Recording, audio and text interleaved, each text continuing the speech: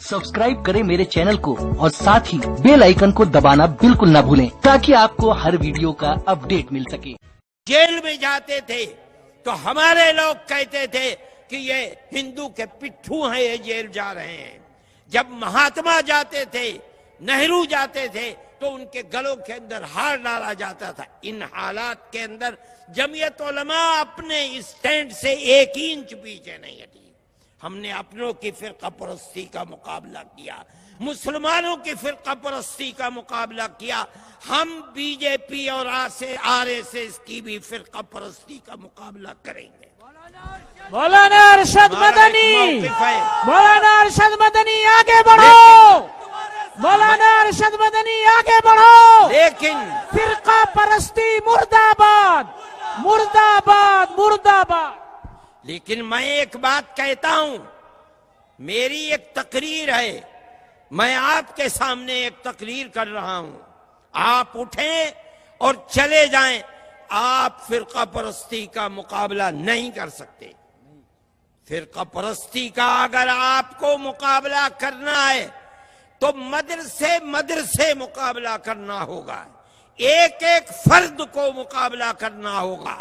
वो दिलों को तोड़ते हैं, आप में से हर फर्द को दिलों को जोड़ना होगा। वो नफरत पैदा करते हैं, आपको नफरत की जगह मोहब्बत पैदा करनी होगी। वो इस तरह नहीं होगी। मैंने अरबाब मदारिस को देवबंद में भी कहा था और 1 लाख से जायद का मजमा था। मैंने उनके सामने पूरे मुल्क से जमीयत उलमा के मिंबर आए हुए थे।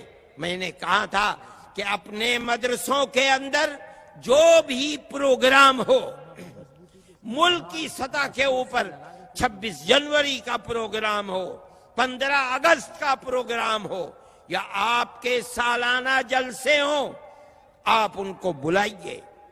वो लोग जो प्यार और मोहब्बत रखते हैं, बाइज्जत हैं, आप उनको दावत दीजिए। हिंदुओं को दावत दीजिए, सिखों को दावत दीजिए, क्रिश्चियन लोगों को दावत दीजिए।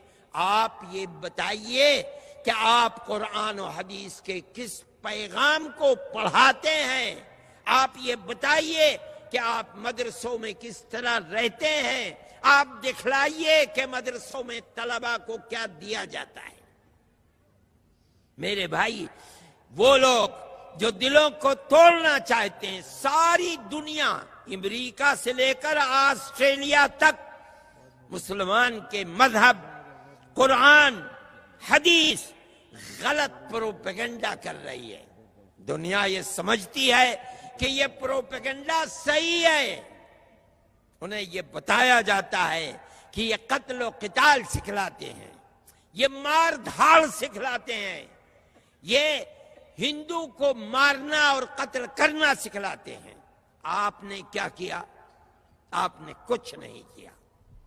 फिजा मुकद्दर होती रही, बर्बाद होती रही, उनका प्रोपेगेंडा कामयाब होता रहा।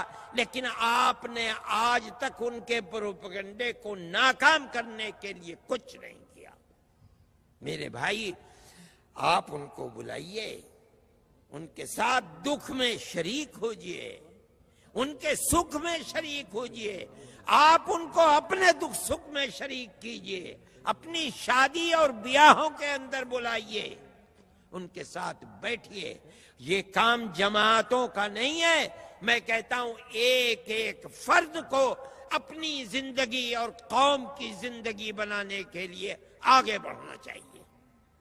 हमारे बराबर में हिंदू की दुकान है, हमारे बराबर में हिंदू का घर है, हमारे बराबर में क्रिश्चियन का घर है। हमें सालों ये पता भी नहीं रहता कि इसके घर में कितने बच्चे हैं और ये क्या करता है, कहां जाता है। न वो हमसे पूछते हैं, न हम उनसे पूछते हैं।